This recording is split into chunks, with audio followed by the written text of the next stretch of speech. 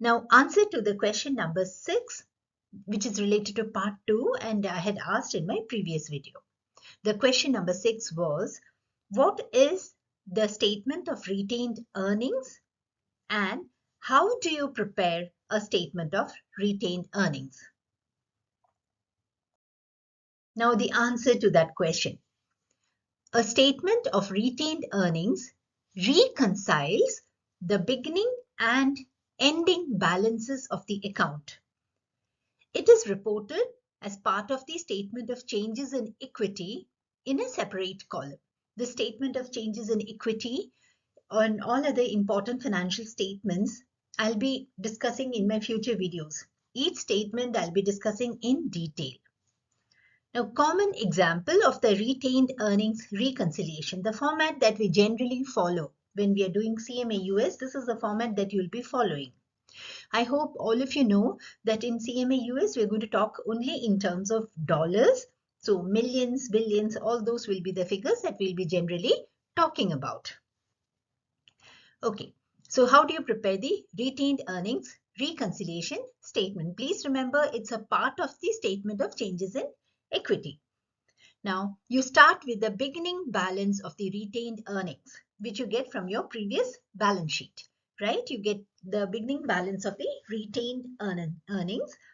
To that, you add the net income or loss for the period for which you are preparing the statement. So definitely, if it's the loss, you're going to deduct it. And if it's income, you're going to add it. You have to minus the dividends which are distributed for that particular period.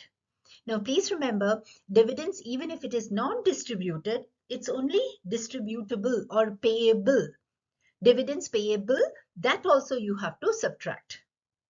So, as soon as the dividends are declared, that amount is deducted from the retained earnings.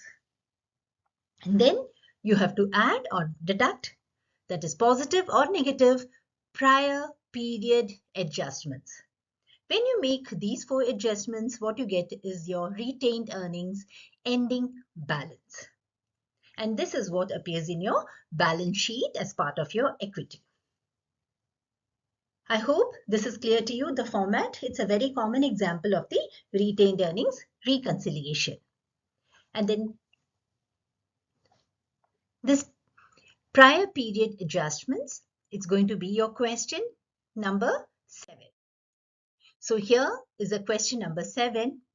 What does it mean by prior period adjustments and what all does it include? Please try to go through it. I'll be giving you the answers for this question in my tomorrow's video. Next question. It's a question, part of the question number 7. Calculate the net income or loss for the financial year 2023-24 if the dividends distributed. It can be payable also. Even if it is payable, the same treatment has to come. Amounts to $240,000. Beginning retained earnings amounts to $2,234,000. And ending retained earnings is $3,440,000. Please remember, a million will have 6 zeros. So that is the reason when we read this, we say 2 million, then it is 234,000. So with that, I'm just ending up this video. All of you, please try out these questions. You'll get the answers tomorrow. Best wishes for you.